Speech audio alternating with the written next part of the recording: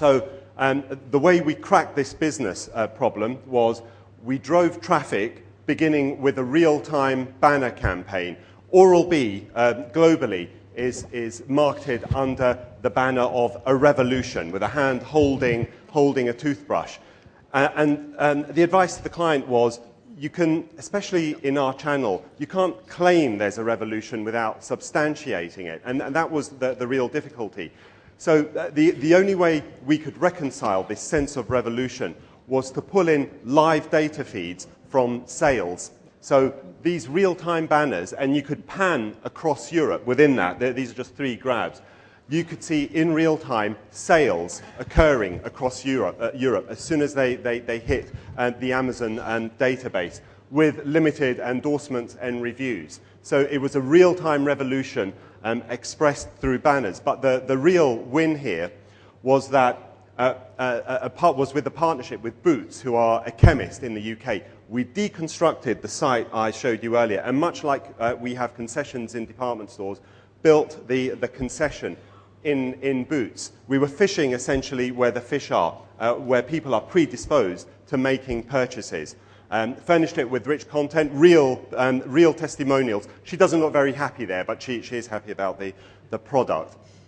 And we skinned it to Boots look and feel, and plumbed in the same endorsements we saw in the banner ad. This was revolutionary for the client. The quotes were, created fantastic breakthrough and was a real step change for the brand in the UK. And the business literally doubled overnight. These are the client's words. The head of Procter & Gamble in the UK presented this at an industry conference in London a few months ago. And she said that this campaign has influenced Procter & Gamble's thinking now in the UK, and this model will be rolled out across other businesses. Now, as a creative, the real thrill I got was that this case study was presented before Isaiah and the Old Spice campaign, so it's no surprise he doesn't look very happy there. Your brand touchpoint is your brand, because your brand is also everyone's. I recommend that you guys read Alan Mitchell. He's a very progressive thinker, and this is one line that stood out from him, from his writing. Brands are negotiated, not declared.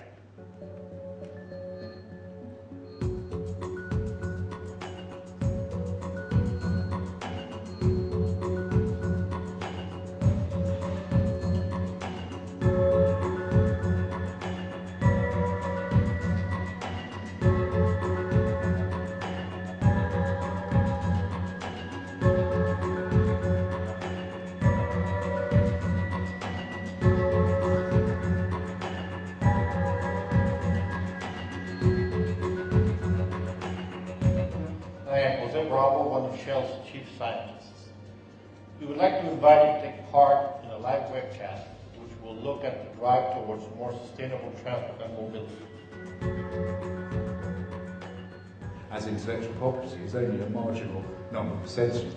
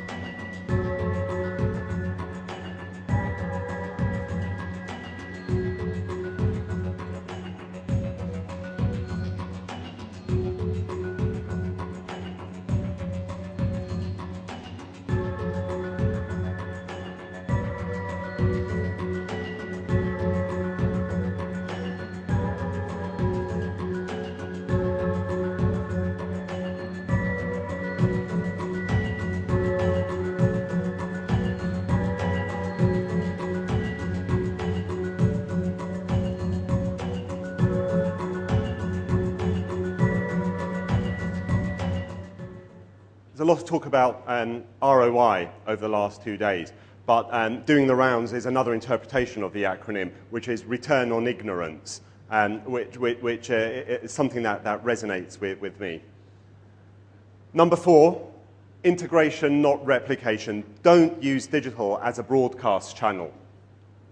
Here's an example, which is a couple of years old, but for me, it's one of my favourite. Received a brief from Land Rover, who sponsor English rugby, and those were the assets that we were given, and it happens to a lot of us in agencies. Here's the asset, replicate it, deliver it online. And it's very clever, quite charming, because it shows some rugby players holding training pads in the shape of one of Land Rover's iconic vehicles. If we'd run this, I'm sure it would have delivered the job reasonably effectively, but Land Rover are a lower tier sponsor, not one of the big players of the rugby team. So we felt that wouldn't deliver the cut-through and wouldn't deliver the right level of impact. So we created something else. Anyone who's of a slightly squeamish disposition, just brace yourself. If we can play this video, please.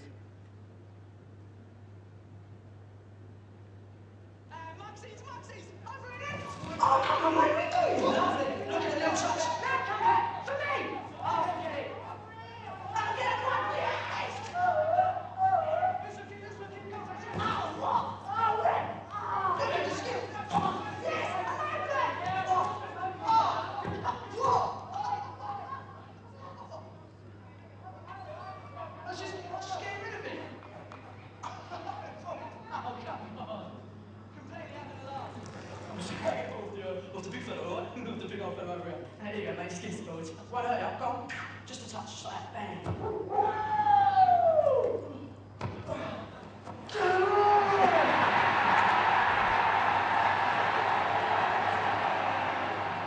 So it was, I apologise. It's based on the insight that rugby players hate footballers and vice versa. So quite a deep-seated insight that we brought to life and dramatised through that campaign. We seeded it through bloggers, and it had incredible reach. It touched over 1 million, we had over 1 million tracked views, but then it found itself through PR, through its own PR in other media. The BBC is paid for by the licence fee payer, by us, by the UK population, so it doesn't carry advertising, and yet that was played in full on a football show with ex-international footballers discussing it. So if we'd, and this is a dramatisation of the headline, integration, not replication, if we'd merely taken that press and outdoor ad and replicated it online, I wouldn't be standing here presenting this now.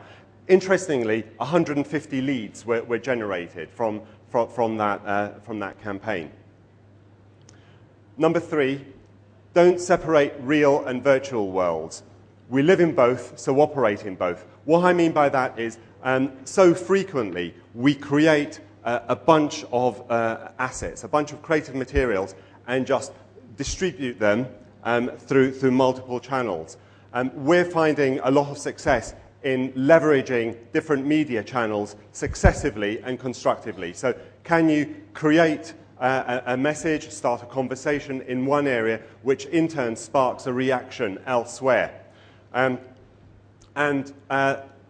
This is my favourite example. We received a brief to create awareness for this new Nissan vehicle, the Duke. The problem with Nissan in the UK is that, well, I say problem, they're the leading Asian car manufacturer in the UK. A lot of their historical success is built upon the Nissan Micra, a small urban car which is preferred by an older generation. So Nissan needs to make itself appealing to a younger demographic. And this is one of the products that they feel they can achieve it through. So the brief, quite an enlightened brief, specifically said start a conversation with a young urban male audience and try and create as an objective a positive view of Nissan as a brand. We conducted research. We looked at a number of passion points that were scoring highly. And sport, no surprise, featured highly. Comedy featured highly, and we explored that. But the most frightening one that outstripped the other areas was music. And I say frightening because obviously it's a crowded marketplace. But we also realized that our audience is quite competitive. They're quite successful at work, and they like to emulate that success in their leisure time, in the evenings as well. So based on that insight, we essentially invited the UK to create their own music in collaboration, I'm really showing my age now, with the electro-pop duo LaRue. This was, I don't know how clear you can see it, this was the interface that invited the public to take part. And we published it on a number of platforms. I don't know whether we can get a camera on this here.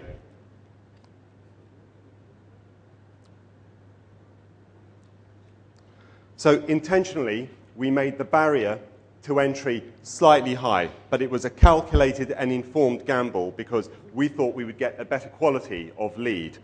So we built a music-making tool. LaRue supplied the bass tracks, and it's a very simple tool. I need to get my mic close to it. Can you see it there? Can you hear that?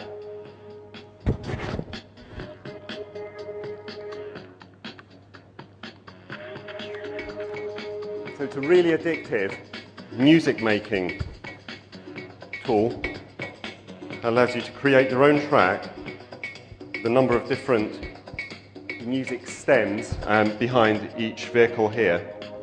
And then at the click of a button, I can record it, and you record your track in 30 seconds.